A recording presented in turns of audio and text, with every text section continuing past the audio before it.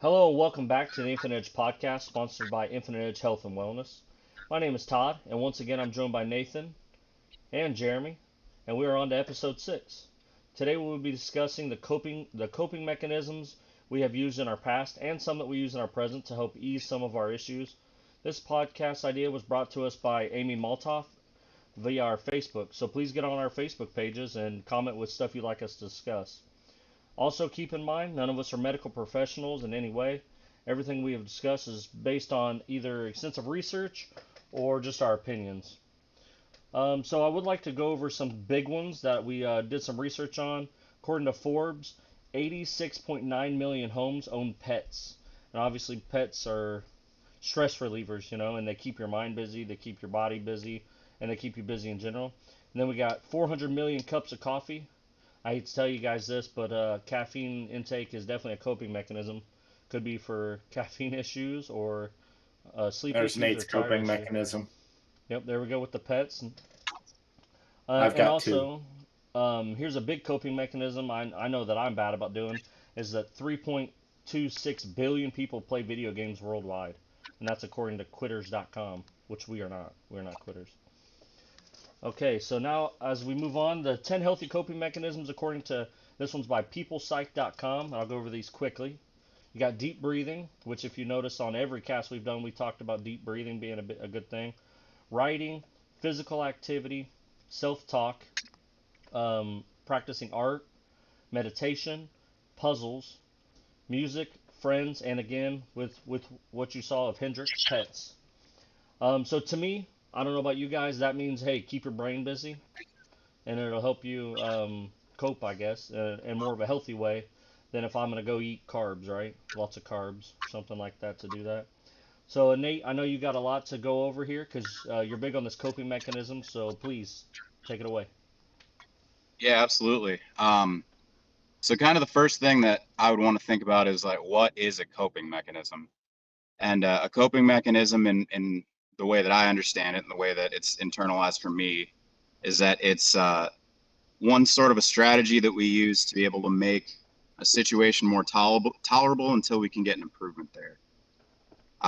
Ways that we can directly affect specifically our behavioral health, but really our health in general, are our behaviors, our actions, our diets, changing our actual physical environment, and then potentially adding in supplements into your regimen if you end up needing that. But those are four different lanes that we can kind of approach in terms of making strategies.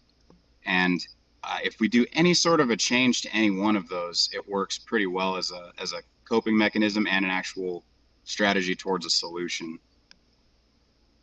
There's kind of one thing that you have to have in order for any of those four to really do a whole lot, and that's to have some sort of an actual knowledge base behind it. You got to have some sort of an understanding on how your body works. And even before that, which brings me kind of to my biggest point, is that the only way that you're ever going to get to that point of understanding and knowledge is if you have curiosity. So to me, my biggest coping mechanism is curiosity, because it sparks me into wanting to learn more about these things and almost turn it into a game. It's almost like I'm gamifying making my health better, um, through this curiosity and always wanting to learn more about it. Um, there's a few really good examples though that come to mind as actionable ways that we can do this stuff on a regular basis.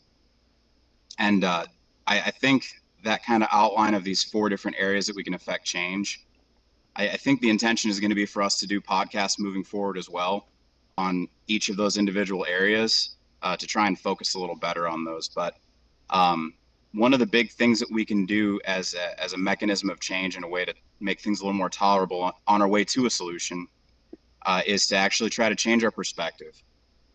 For me, the biggest way that I was able to change my perspective was that I stopped looking at my own behavioral health as this batch of emotions that I couldn't control: panic, anger, sadness, anxiety. And I started looking at them all like they were more a body's physical response to something in its environment, to a stimulus, to an action, something like that. So Uh, Consciously, if we can remove the emotion from that entire, observational picture of the way that our uh, stressors, our behavioral health detriments are, it's a lot easier for us to take them and remove the weight that they have. I think a lot of people, I know myself included, it became a lot easier to start managing things like anxiety when I'm understanding that it's not just this big thing. It's not it in my opinion, for me, it was a way to name the symptoms and not necessarily a disease. So I took some of the power away from it by changing the perspective, which allowed me to gain a little more control over it. So the way that I do that and the way that I'm able to take that and actually turn it into something actionable with that shift of perspective is I ask myself some questions. So keeping on that anxiety example, if I'm starting to feel off, if I'm feeling like things are just not quite right, maybe I don't even necessarily label it as anxiety, but maybe that's what's happening. I will think, am I overstimulated or am I understimulated? It's something that we can look at and figure out. Is our heart rate? Is our heart rate racing? Are we, maybe looking around like crazy? Do we have a ton of focus? Is it, focusing on the world as a whole, or am I locked into one very small thing and laser-like focus? Each of these questions can outline a different bodily response and something else that's going on in the body. And through kind of getting curious about this stuff, I started learning a little more about different neurotransmitters in the brain and ways that I can, through my behaviors and supplements and my diet especially, I can change things with that. So shifting the perspective to kind of demystifying things a little bit, and then asking questions, I think are the two biggest things for me, is just trying to get curious. Yeah, and I actually really agree, because when you get curious and you play into finding out that game of fixing the things that go on, you come up with different ways of doing it. So, but the biggest thing to always remember is to find a healthy way of finding that coping mechanism. There's a lot of really unhealthy coping mechanisms. There's a lot of people that drink or have other issues along the way that actually can bring a lot more detriment to you than actually helping you cope. Because the goal of finding that coping mechanism is something to elevate you, not temporarily peak you and then drop you lower. So that's always the biggest goal. And work with your friends, your families, your medical professionals, whoever it can be that can help you find something. The people who know you the best can help to know, hey, this is what makes you happy. This is what makes you feel better. I notice you do better when you're like this. I notice, hey, if we're out doing this, you're having a great time. Well, you got to try to find that balance. And we definitely are not stuck in having to do all this by ourselves. So definitely focus on those good ones, especially coming up through this new year. Make it your best year. Make it, that's coming up here very quick. And always look at those beginning of those years as let's make it our best year. And it may not be, it may have its issues, it may have whatever. And that's where those learned coping mechanisms can really come into play of getting you through and helping you survive through those downtimes to come out better at the end of the year. So, and like for Nate specifically, and I've had some questions. I started 2023 off in a really bad spot, and we've elevated through that year. And there's been the ups and downs through all the coping mechanisms and figuring everything out.